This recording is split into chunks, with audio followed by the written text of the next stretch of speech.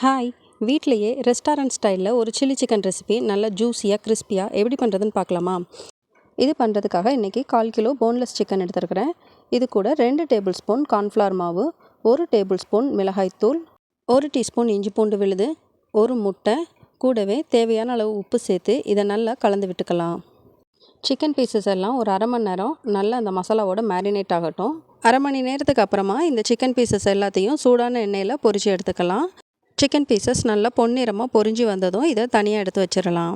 அடுத்து ஒரு பேனில் 2 டேபிள் ஸ்பூன் எண்ணெய் ஆட் பண்ணிக்கலாம். எண்ணெய் சூடானதும் இதில் 10 பல் பூண்டு பொடிசாக கட் பண்ணி சேர்த்துக்கலாம். பூண்டு கொஞ்சம் வதங்கினதும் ஒரு சின்ன சைஸ் வெங்காயத்தை ஸ்கொயர் ஷேப்பில் கட் பண்ணி ஆட் பண்ணிக்கலாம். வெங்காயத்தோட கலர் கொஞ்சம் கண்ணாடி பதம் ஆகும்போது ஸ்கொயர் ஷேப்பில் கட் பண்ண கேப்சிகத்தையும் இது கூட சேர்த்துக்கலாம். இந்த கேப்சிகம் வெங்காயம் ரெண்டுமே கொஞ்சம் க்ரன்ச்சியாக வதங்கணும்.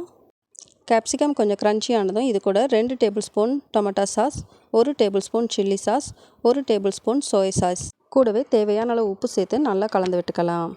அடுத்து ஒரு பவுலில் 1 table spoon cornflour, 2 table spoon அளவு தண்ணி சேர்த்து கட்டிகள் இல்லாமல் கலந்து எடுத்துக்கலாம். இந்த கார்ன்ஃப்ளவர் மிக்ஸையும் நம்ம பேனில் சேர்த்து நல்லா கலந்து விட்டுக்கலாம். இது கூடவே ஒரு 1/4 கப் அளவு தண்ணி சேர்த்து இன்னும் நல்லா கலந்து விட்டதுக்கப்புறமா நம்ம பொரிச்சு வச்சுருக்கிற சிக்கன் எல்லாத்தையும் இது கூட சேர்த்து நல்லா மிக்ஸ் பண்ணி விடணும். இது கூடவே 1/4 டீஸ்பூன் அளவு மிளகுத்தூள், பொடிசாக கட் பண்ண ஸ்ப்ரிங் ஆனியன் சேர்த்து எல்லாத்தையும் நல்லா கலந்து விட்டுறலாம். இந்த சில்லி சிக்கன் ஃப்ரைட் ரைஸ் நூடுல்ஸோடு சேர்த்து சாப்பிட ரொம்பவே சூப்பராக இருக்கும்.